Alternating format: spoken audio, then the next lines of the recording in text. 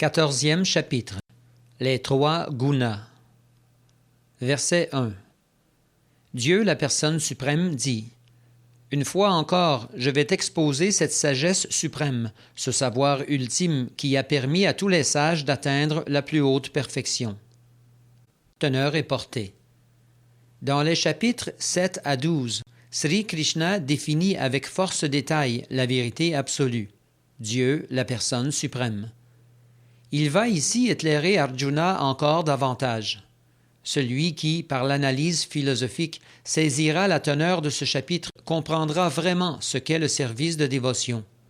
Nous avons vu clairement dans le chapitre 13 que si l'homme cultive humblement la connaissance, il sera en mesure de se soustraire à l'asservissement de la matière. Nous y avons également appris que c'est le fait d'entrer en contact avec les trois modes d'influence de la nature matérielle, les gunas, qui l'enchaînent inéluctablement à l'univers matériel. À présent, le Seigneur suprême décrit la nature de ces trois gunas, comment ils agissent, enchaînent ou libèrent. Il affirme d'autre part que le savoir ici révélé est supérieur à celui des chapitres précédents, savoir qu'il va développer mieux encore. Nombreux sont les grands sages qui ont connu la perfection après l'avoir assimilée et qui ont atteint le monde spirituel. Ce savoir dépasse tous les modes d'acquisition de la connaissance énoncés jusque-là et a permis à beaucoup d'hommes d'atteindre la perfection de la spiritualité. Ainsi, quiconque comprendra ce 14e chapitre deviendra lui aussi parfait. Verset 2. Qui possède pleinement un tel savoir devient, comme moi, transcendantal. Il ne renaît pas au temps de la création et n'est pas affecté quand sonne l'heure de la dissolution. Teneur et portée. Après avoir obtenu la parfaite connaissance spirituelle, l'être échappe au cycle des morts et des renaissances et devient qualitativement égal à Dieu, la personne suprême. Cela ne signifie pas toutefois qu'il perde son individualité. Les écrits védiques stipulent que les âmes libérées qui ont atteint les planètes transcendantales du monde spirituel méditent toujours sur les pieds pareils au lotus du Seigneur, en le servant avec amour et dévotion. Ainsi, même après la libération, les dévots ne perdent jamais leur identité propre. Si, en règle générale, tout savoir acquis en ce monde est souillé par les trois gunas, le savoir transcendantal, lui, ne l'est pas. Dès que l'être le possède, il atteint le même niveau spirituel que la personne suprême.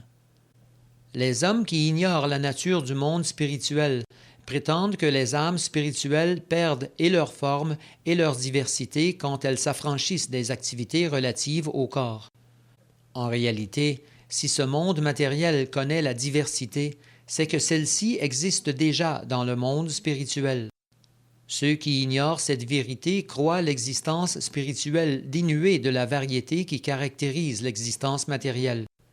Ils ne savent pas que dans ce royaume, chacun possède sa propre forme spirituelle et que tous ont le loisir d'accomplir différentes activités dévotionnelles qui constituent la réalité spirituelle. Il n'y a pas la moindre trace d'imperfection. Chacun, qualitativement, est l'égal du Seigneur suprême. Afin d'obtenir ce savoir absolu, l'homme doit développer en lui toutes les qualités spirituelles. Et une fois que ces qualités se sont épanouies, il ne sera plus affecté ni par la création ni par la destruction de l'univers matériel. Verset 3. Ô descendant de Bharata, je féconde l'entière substance matérielle, nommée Brahman, siège de la conception, et rend ainsi possible la naissance de tous les êtres. Teneur et portée. Tout en ce monde matériel provient de l'union du kshetra et du kshetragya, du corps et de l'âme spirituelle. Le Seigneur suprême en personne agit pour que cette combinaison entre la nature matérielle et l'être vivant puisse s'effectuer. Le Mahat Tattva constitue la cause de l'entière manifestation matérielle. La substance globale de cette cause, qui comprend les trois gunas, est parfois appelée Brahman. Elle est décrite dans les écritures védiques. Tasmad etad Brahma namarupam annam cha jayate. Le Seigneur suprême féconde ce Brahman de sa semence, les êtres vivants. Ainsi, les innombrables univers se manifestent. Les 24 éléments, la terre, l'eau, le feu, l'air, etc., appartiennent tous à l'énergie matérielle et forment ce qu'on appelle le Mahad Brahma, le grand Brahman, la nature matérielle. Comme cela a été expliqué dans le chapitre 7, il existe bien au-delà de la nature matérielle une autre nature, dite supérieure, constituée d'êtres vivants. Par la volonté de Dieu, la personne suprême, nature spirituelle et nature matérielle se combinent. C'est ainsi que toutes les entités vivantes naissent de la nature matérielle. Comme la femelle du scorpion aime pondre ses œufs dans un tas de riz, il arrive que certains disent que le scorpion naît du riz. Mais ce n'est certes pas le riz qui engendre le scorpion. Il sort évidemment de l'œuf déposé par la mère. De même, la nature matérielle ne saurait engendrer les êtres vivants. Bien que toutes ces entités semblent avoir été conçues par la seule nature matérielle, c'est Dieu en réalité qui donne la semence. Chaque être obtient, selon ce que furent ses actes passés, un corps bien défini créé par la nature matérielle. Il connaît dès lors, selon qu'il a été vertueux ou pécheur, la joie ou la peine. Mais le Seigneur est la cause de l'apparition des êtres en l'univers matériel. Verset 4. Comprends, ô fils de Kunti, que la nature matérielle donne naissance à toutes les formes de vie, et que je suis le Père qui donne la semence. Teneur et portée. Il est clairement expliqué ici que Krishna, Dieu, la personne suprême, est le Père originel de tous les êtres vivants. Ces derniers sont le fruit de la combinaison des natures spirituelles et matérielles. Ces êtres peuplent non seulement notre planète, mais chaque planète de l'univers matériel, jusqu'à la plus élevée où vit Brahma. Les entités vivantes sont partout, dans la terre, l'eau et même le feu. Toutes apparaissent parce que Krishna, le Père, féconde la nature matérielle, la mère. Pour conclure, nous dirons que les êtres sont injectés dans l'univers matériel et qu'ils apparaissent au moment de la création sous diverses formes, selon ce que furent leurs actes passés. Verset 5. La nature matérielle est constituée de 3 gunas, la vertu, la passion et l'ignorance. Lorsque l'être vivant éternel entre en contact avec elle, ô Arjuna, au bras puissant, il en subit le conditionnement. Teneur et portée. Parce qu'il est d'essence spirituelle, l'être vivant n'a rien à voir avec la nature matérielle. Toutefois, quand il en subit le conditionnement, il agit sous l'emprise des 3 gunas. Les êtres conditionnés sont dotés de corps différents, correspondant chacun à l'un ou l'autre des divers aspects de la nature, et par conséquent, leurs actes sont également influencés par cette nature. C'est du reste pourquoi ils éprouvent toute une variété de joie et de souffrance. Verset 6. Ô toi qui es sans péché, sache que la vertu, le plus pur des gunas, illumine l'être et l'affranchit des suites de tous ses actes coupables. Sous son influence, il s'attache au bonheur et à la connaissance. Teneur et portée. Les êtres ne sont pas tous conditionnés de la même façon par la nature matérielle. Certains sont heureux, d'autres très actifs et d'autres sans recours. Ces différents états psychologiques attestent de leur conditionnement. Ce chapitre explique les diverses manières dont les êtres sont conditionnés. L'homme conditionné par la vertu développera une sagesse supérieure à celle de l'homme dont le conditionnement est différent.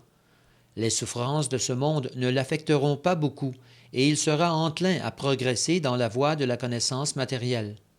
Le brahmana, en principe, en est l'exemple type. Si l'homme influencé par la vertu éprouve un sentiment de bonheur, c'est parce qu'il a conscience d'être plus ou moins affranchi des conséquences de ses actes coupables. Les écritures védiques confirment en outre que la vertu se caractérise par le fait qu'elle permet d'obtenir une connaissance plus approfondie et qu'elle génère un sens du bonheur plus fort. Toutefois, l'être vertueux aura tendance à se considérer avancé dans la connaissance et donc supérieur à autrui, ce qui constitue en soi une forme de conditionnement. Ainsi, des philosophes et hommes de science qui sont tous très fiers de leur savoir, et du fait que leurs conditions d'existence généralement s'améliorent, ils ressentent ce bonheur matériel dont nous avons parlé. C'est ce sentiment de bonheur profond dans la vie conditionnée qui les attache, par le biais de la vertu, à l'existence matérielle. Ils sont donc attirés par les actes que génère ce guna. Néanmoins, tant que durera cet attrait, ils devront revêtir de nouveaux corps matériels. Il est donc peu probable qu'ils puissent obtenir la libération ou atteindre le monde spirituel. Vie après vie, ils seront philosophes, hommes de science ou poètes, mais ils seront toujours confrontés aux affres de la naissance et de la mort. Illusionnés par l'énergie matérielle, ils continueront toutefois de croire qu'une telle existence est agréable. Verset 7. Ô fils de Kunti, le mode d'influence de la passion naît de désirs ardents et illimités. Il lie l'âme incarnée aux actes intéressés. Teneur et portée. Le mode d'influence de la passion est caractérisé par l'attrait que l'homme et la femme exercent l'un sur l'autre. La femme est attirée par l'homme et l'homme par la femme. Tel est l'effet de la passion. Et lorsque l'influence de ce guna augmente, le désir de jouir de la matière et des sens s'accroît. L'homme dominé par la passion veut, pour se satisfaire, recevoir les honneurs de la société ou de la patrie. Il aspire à une vie familiale heureuse, souhaite avoir de beaux enfants, une bonne épouse et un foyer confortable. Tels sont donc les fruits de la passion.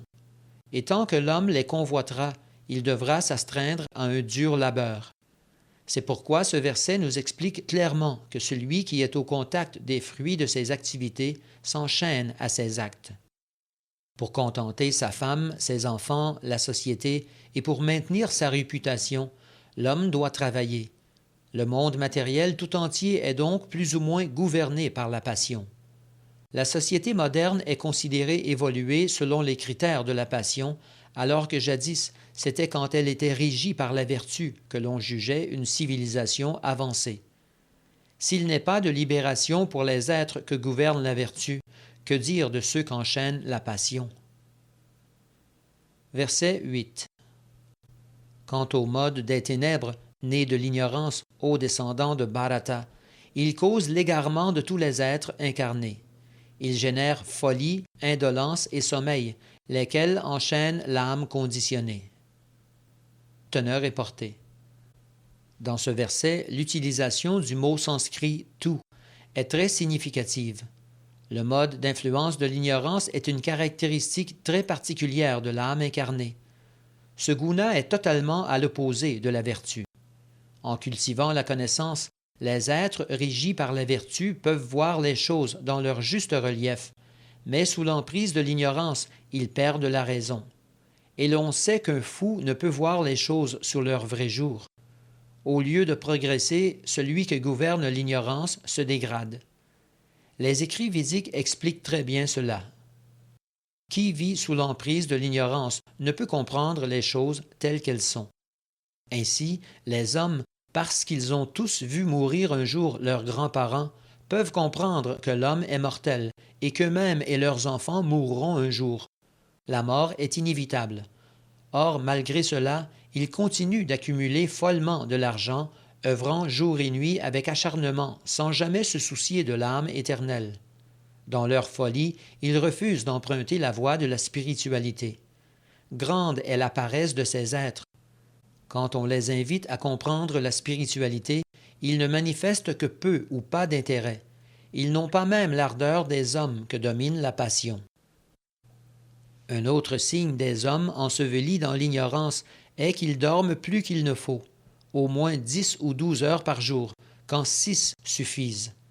Ils ont toujours l'air déprimés et sont attachés aux intoxicants et au sommeil. Tels sont bien les symptômes que manifestent les hommes conditionnés par l'ignorance. Verset 9.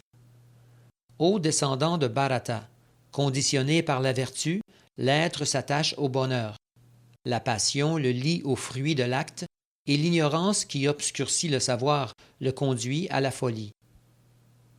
Teneur et portée.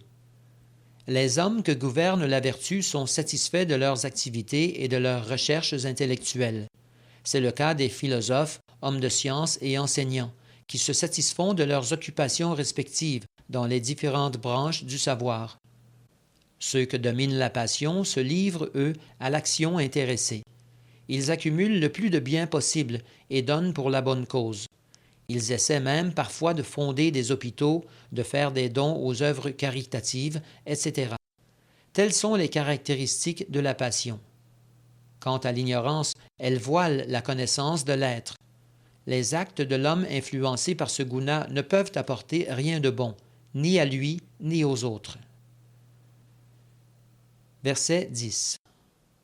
Parfois, le mode d'influence de la vertu domine les autres gunas. Parfois, c'est celui de la passion ou celui de l'ignorance qui l'emporte. Ainsi, ô descendants de Bharata, jamais entre les gunas ne cesse la lutte pour la suprématie. Teneur et portée. Tantôt, c'est la passion qui domine les autres gunas, tantôt, c'est la vertu ou l'ignorance. Cette compétition entre les gunas est constante. C'est pourquoi il faut les transcender si l'on désire vraiment progresser dans la conscience de Krishna. L'empire qu'un guna particulier peut avoir sur un homme se manifeste à travers les rapports qu'il entretient avec autrui, les actes qu'il accomplit, la nourriture qu'il absorbe, etc. D'autres chapitres détailleront ces points. On peut toutefois vaincre les influences de la passion et de l'ignorance en cultivant la vertu. De même, on peut développer la passion ou l'ignorance qui l'emportera alors sur les deux autres. On peut toutefois, si l'on est suffisamment déterminé, en dépit de la formidable emprise des gunas, se placer sous l'égide de la vertu, puis la dépasser pour atteindre la pure vertu. On parviendra alors à l'état Vasudeva, où il est possible de comprendre la science de Dieu. Nous dirons, pour résumer, qu'à travers ces actes, on peut savoir quel guna influence un être. Verset 11. Quand toutes les portes du corps sont illuminées par la connaissance, l'être sent se manifester en lui l'influence de la vertu. Teneur et portée. Il y a 9 portes dans le corps, les 2 yeux, les 2 oreilles, les 2 narines, la bouche, les organes génitaux et l'anus. Quand toutes ces portes sont illuminées par les symptômes de la vertu, on dit que l'être a atteint la vertu. Sous l'égide de ce guna, il peut voir, entendre et goûter les choses telles qu'elles sont. Il est en outre lavé des souillures internes et externes. Les symptômes du bonheur apparaissent aux portes de son corps. Telles sont en résumé les caractéristiques de l'être vertueux. Verset 12. Quand s'accroît l'influence de la passion au meilleur des bharata, surviennent l'attachement excessif, les actes intéressés, les efforts intenses, les désirs et les appétits incontrôlables. Teneur et portée. Celui qui est influencé par la passion ne se satisfait jamais de sa situation. Il aspire toujours à plus. Désirant une maison, il se fera bâtir un palais, comme s'il allait y vivre pour l'éternité. Les sens étant insatiables, son ardent désir de jouir s'accroît constamment. Il souhaite pouvoir toujours vivre avec sa famille, dans sa demeure, et poursuivre sa recherche des plaisirs matériels. Tels sont les symptômes de la passion. Verset 13. Et quand l'influence de l'ignorance devient prépondérante au fils de Kuru, les ténèbres, l'inertie, la folie et l'illusion apparaissent. Teneur et portée. Sans illumination, il n'est point de connaissance. Celui qui agit sous l'emprise de l'ignorance ne suit aucun principe régulateur. Il agit par caprice, sans aucun but.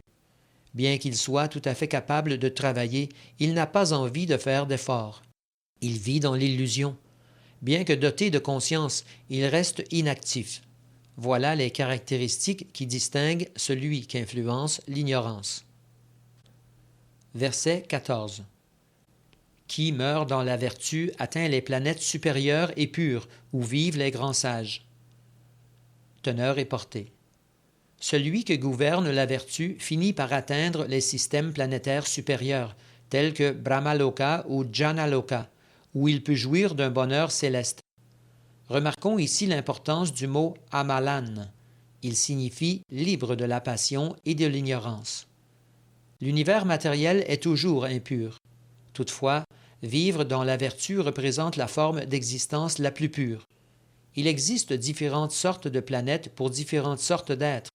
Ceux qui meurent dans la vertu sont promus aux planètes où vivent les grands sages et les grands dévots. Verset 15. Qui meurt dans la passion renaît parmi ceux qui se vouent à l'action intéressée, et qui meurt dans l'ignorance renaît dans le monde animal. Teneur et portée.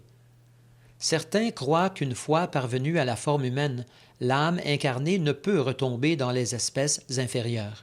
C'est là une erreur, car d'après ce verset, l'homme qu'enveloppe l'ignorance devra choir après sa mort et revêtir un corps animal. Et ce n'est qu'en suivant un cycle d'évolution d'une espèce à une autre selon un processus croissant qu'il recouvrera la forme humaine. C'est pourquoi les hommes qui considèrent vraiment avec sérieux la forme humaine doivent se placer sous l'égide de la vertu, puis, grâce à la compagnie d'âmes élevées, dépasser les trois gunas. Ainsi deviendront-ils conscients de Krishna, ce qui est le but ultime de la vie humaine.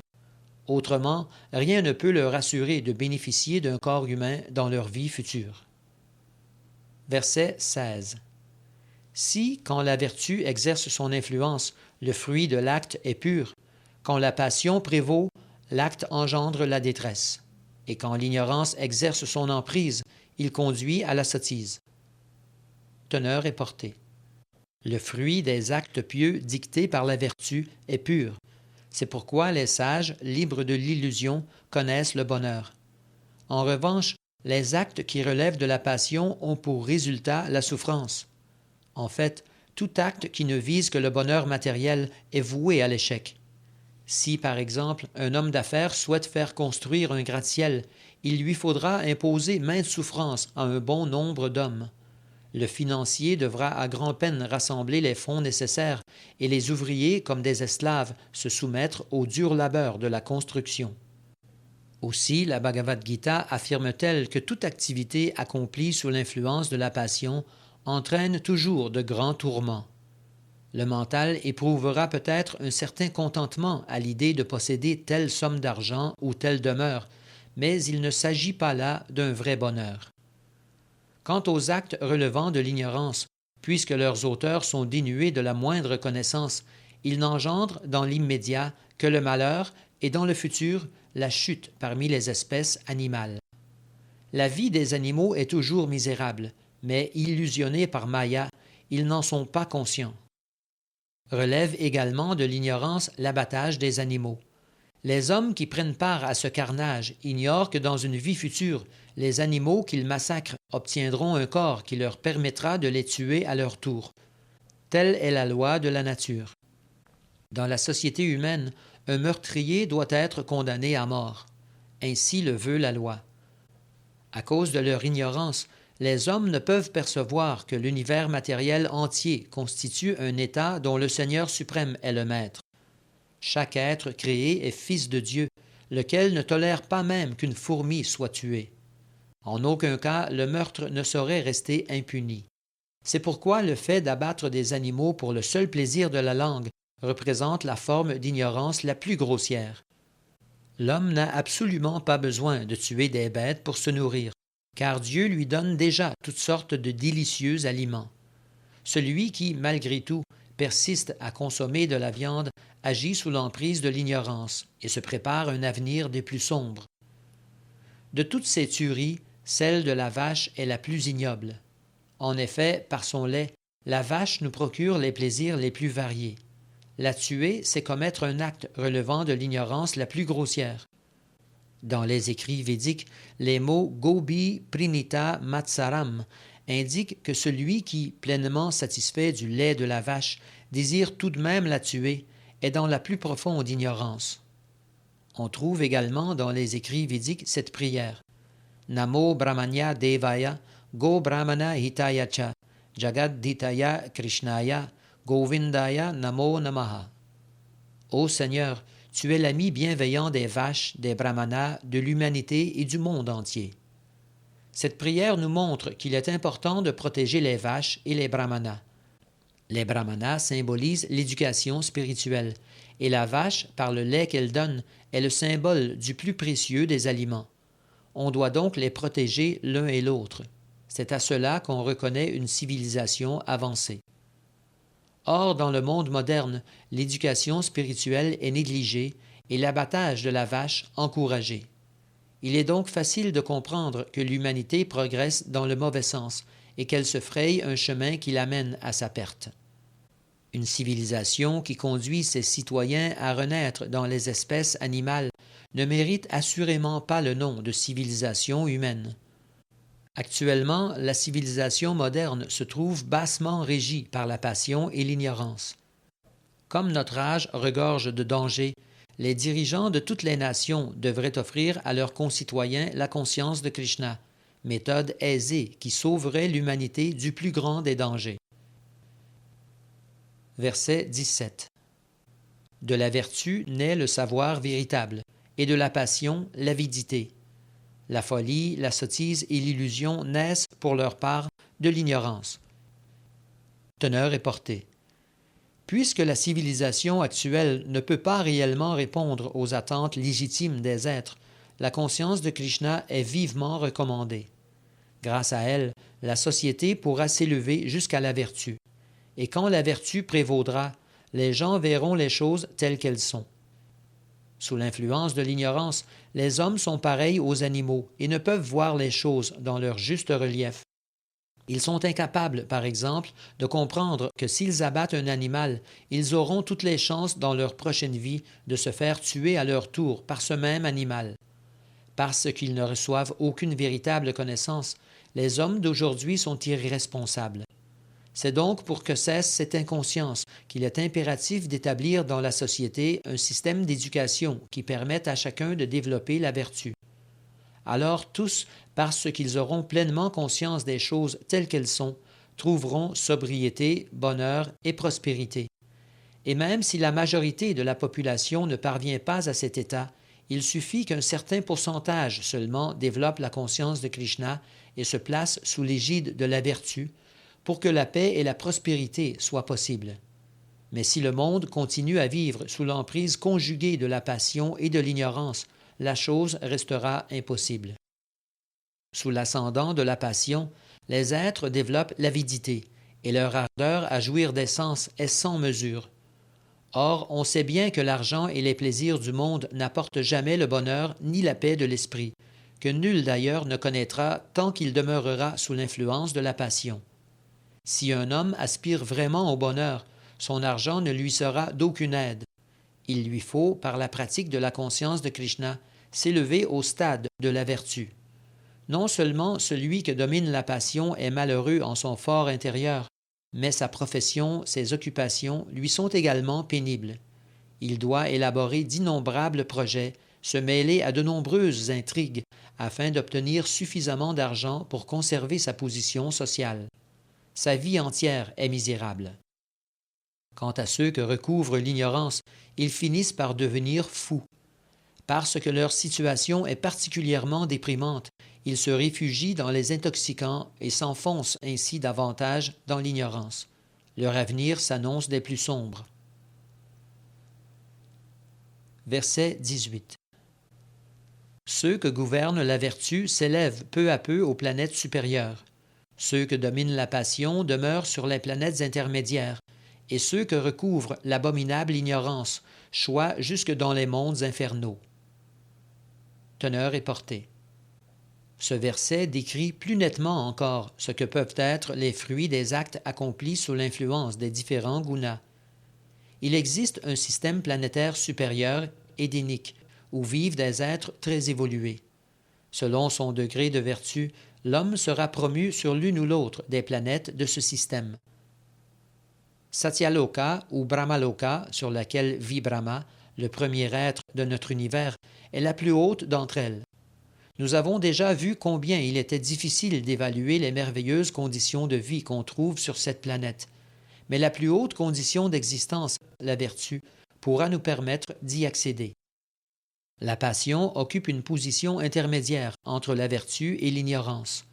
Un être n'est pas influencé que par un guna, mais en admettant par exemple qu'il le soit par la seule passion, son destin sera de rester sur cette terre en tant que roi ou personne très riche. mais il se pourra que l'ignorance se mêle à la passion.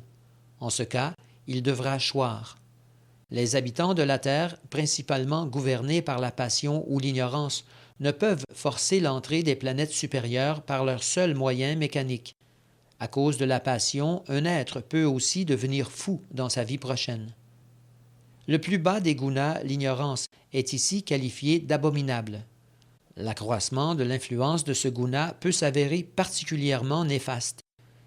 L'être court le risque de devoir renaître dans d'horribles conditions, dans l'une des 8 millions d'espèces inférieures à l'homme, mammifères, oiseaux, reptiles, arbres, etc. La condition future de l'homme dépendra du degré d'ignorance qui se sera développé en lui.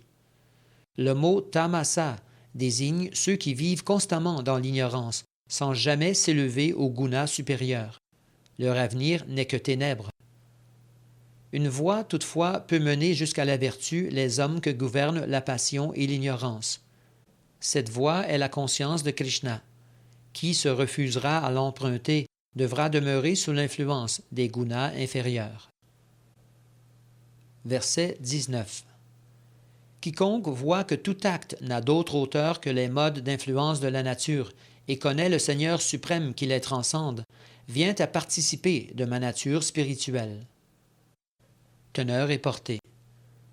Apprendre à comprendre l'action des 3 gunas suffit pour les transcender. Cet apprentissage doit se faire de façon appropriée, c'est-à-dire des lèvres de personnes qualifiées. Krishna, qui est le véritable maître spirituel, transmet ce savoir absolu à Arjuna. Comme lui, nous devons apprendre cette science des actes influencés par les gunas auprès d'une personne pleinement consciente de Krishna. Sinon, notre vie ne pourra qu'être mal orientée.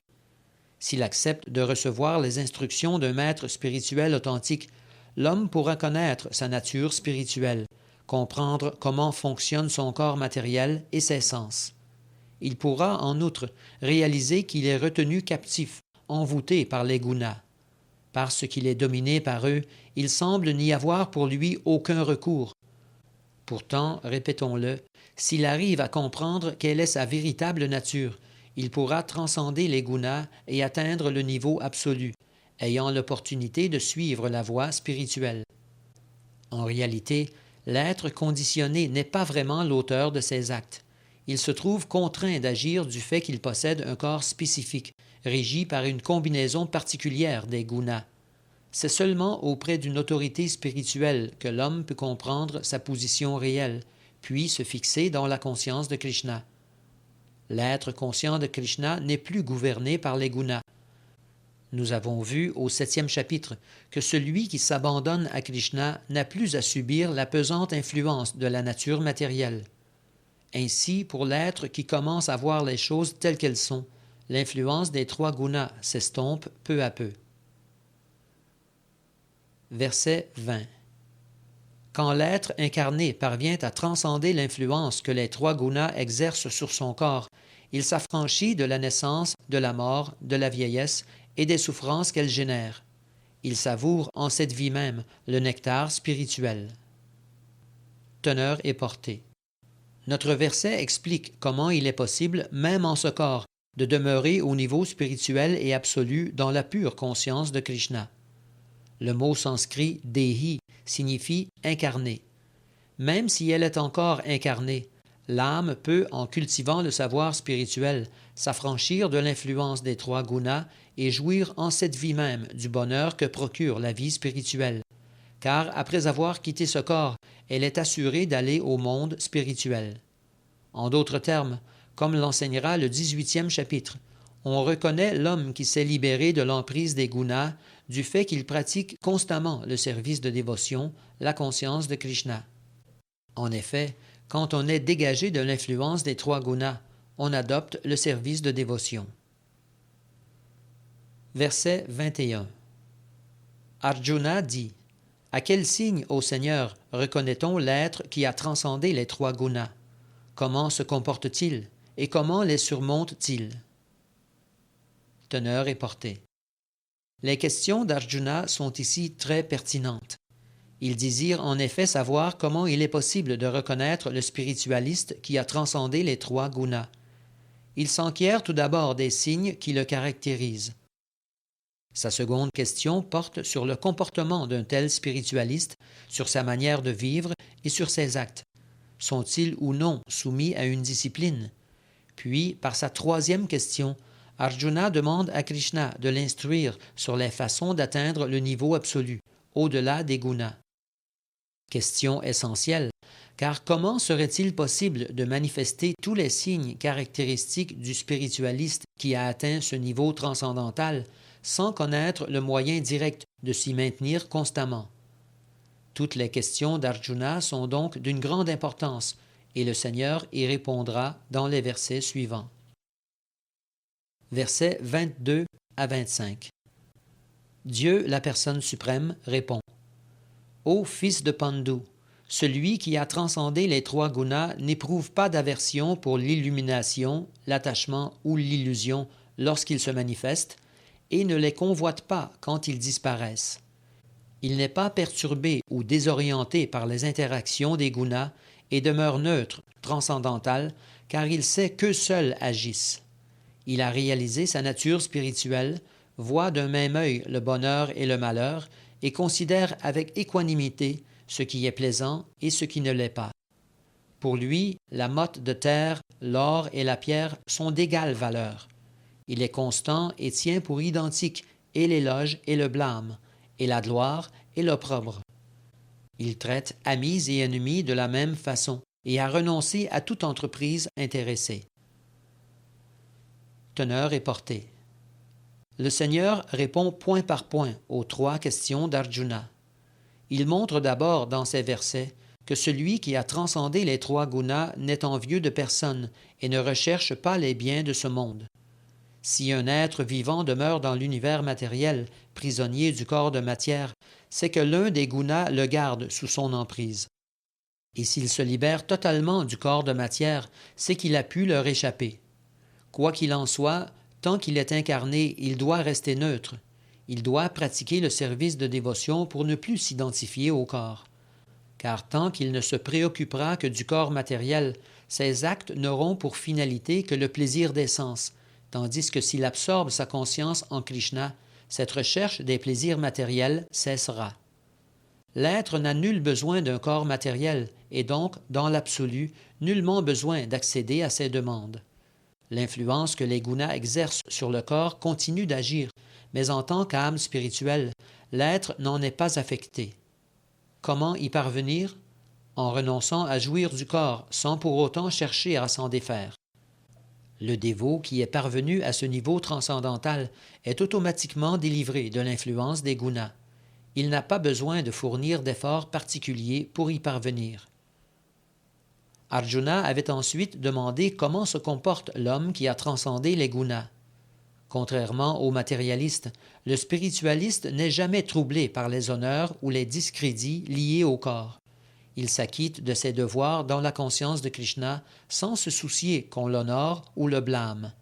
Il accueille favorablement tout ce qui peut l'aider à remplir son devoir dans la conscience de Krishna. Sinon, n'ayant nul besoin matériel, il ne considère pas plus l'or que le caillou.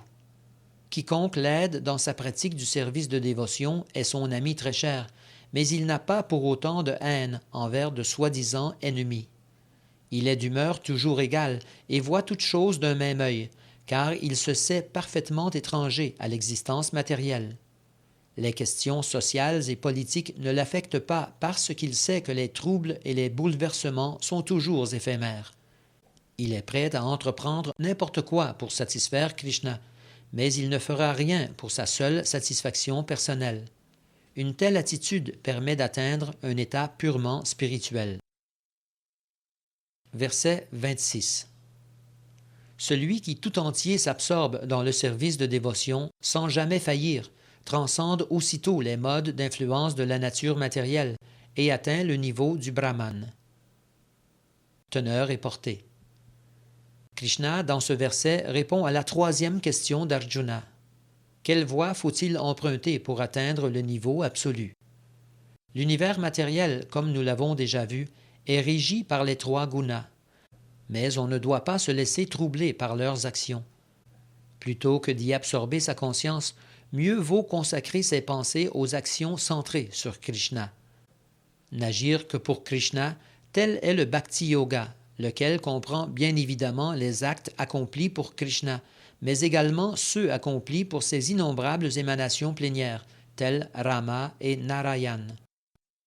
On dit de celui qui sert n'importe laquelle des formes de Krishna ou de ses émanations plénières qu'il a atteint le niveau absolu, qu'il a transcendé les gunas, car toutes ces émanations sont pleinement spirituelles, éternelles, toutes de connaissance et de félicité. Dans chacune de ces formes, le Seigneur manifeste sa toute-puissance et son omniscience, mais aussi ses autres attributs transcendantaux.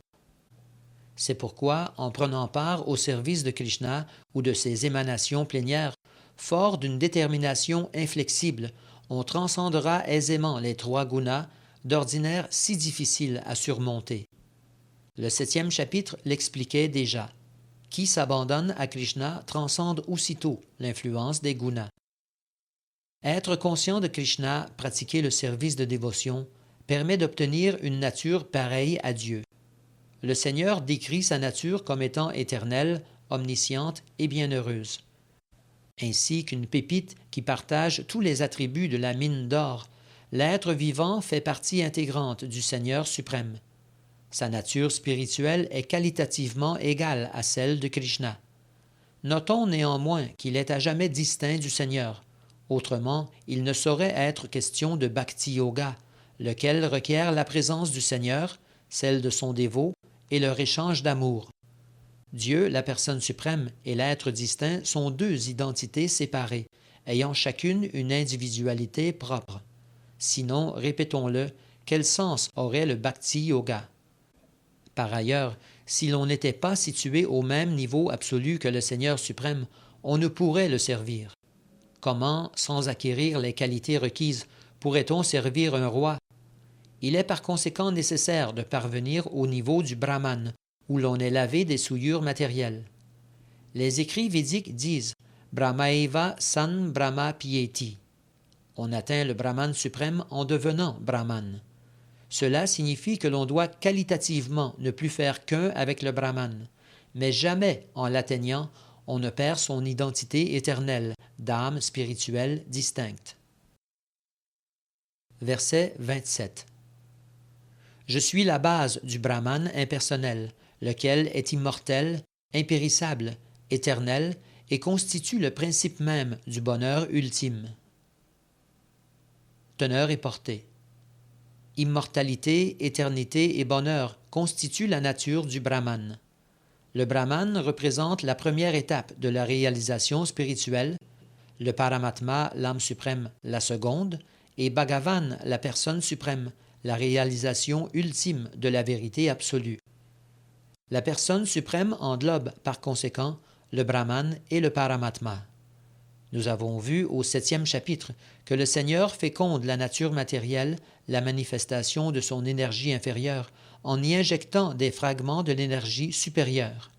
C'est ainsi que l'élément spirituel se manifeste dans la nature matérielle. Lorsque l'être conditionné par la nature matérielle entreprend de cultiver le savoir spirituel, il dépasse cet état matériel et parvient graduellement jusqu'au concept du Brahman. Parce qu'il a atteint cette étape, la première dans la réalisation spirituelle, le spiritualiste a déjà dépassé le niveau matériel. Mais il n'a pas pour autant encore parfaitement réalisé le Brahman. Il pourra, s'il le désire, se maintenir à ce niveau, puis peu à peu s'élever pour réaliser le Paramatma, puis Bhagavan, Dieu, la personne suprême. Les écritures védiques nous en donnent de nombreux exemples, comme celui des 4 Kumaras qui réalisèrent le Brahman, la conception impersonnelle de la vérité, avant de s'élever graduellement jusqu'au service de dévotion.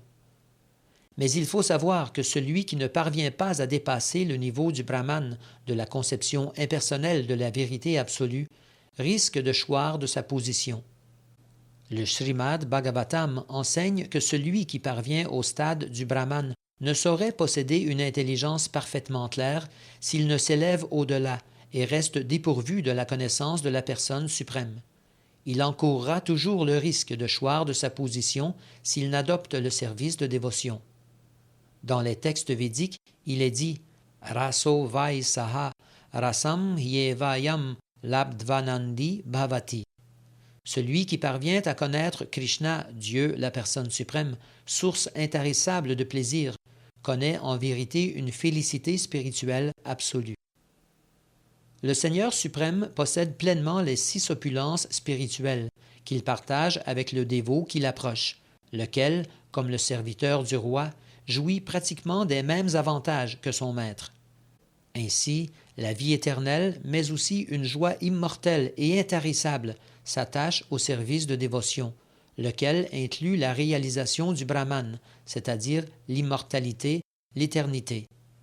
Qui s'absorbe pleinement dans la pratique du service de dévotion possède déjà cette perfection. L'être vivant, bien que Brahman par nature, désire dominer l'énergie matérielle, ce qui cause sa chute. Par sa nature constitutive, l'être est au-dessus des 3 gunas. Toutefois, dès qu'il est en contact avec la nature matérielle, il se prend dans les rêtes de la vertu, la passion et l'ignorance, et cherche aussitôt à dominer le monde de la matière. Mais qu'il pratique le service dévotionnel en pleine conscience de Krishna, et il transcendra automatiquement les gunas. Son désir illicite de devenir maître de la nature matérielle se dissipera. Il est donc essentiel de prendre part, en compagnie d'autres dévots, au service de dévotion, lequel comprend 9 aspects. Écouter les gloires du Seigneur, les chanter, s'en souvenir, etc. La fréquentation assidue des dévots et l'influence du maître spirituel effacent peu à peu le désir matériel de domination et nous permet de nous fixer dans la pratique du service d'amour sublime que l'on offre au Seigneur. Du 22e au 27e verset de notre chapitre, Krishna recommande cette pratique dont l'exécution est aisée.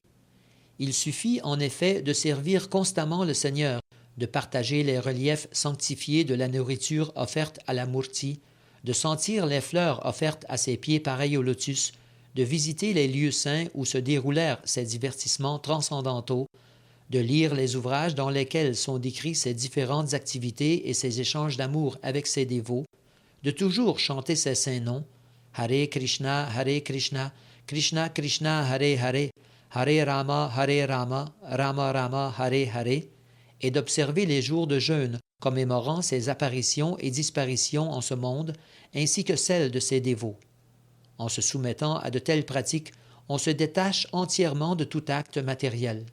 Celui qui peut ainsi pénétrer le Brahma-jyoti, ou les différents aspects du concept du Brahman, devient en qualité l'égale de Dieu, la personne suprême. Ainsi s'achèvent les teneurs et portées de Bhaktivedanta sur le 14e chapitre de la Srimad Bhagavad Gita, traitant des 3 gunas.